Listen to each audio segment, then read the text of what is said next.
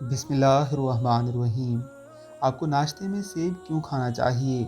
ان وجوہات کی بنا پر روزانہ ناشتے میں سیب کھائیں۔ دل کے شریانوں اور نالیوں میں جمع ہونے والی چکنائی یا دل کی بیماری شریانوں میں سختی کی وجہ سے بھی ہو سکتی ہے۔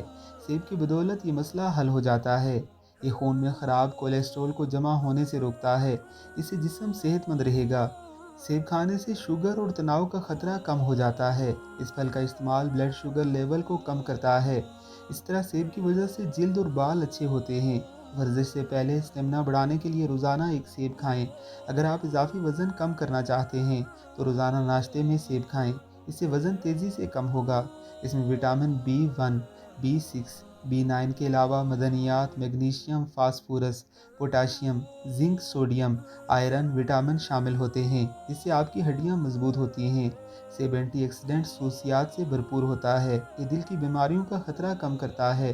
اس میں اینٹی بیکٹیریل مرکبات ہوتے ہیں جو منہ میں موجود نقصان دہ بیکٹیریا کو مار دیتے ہیں۔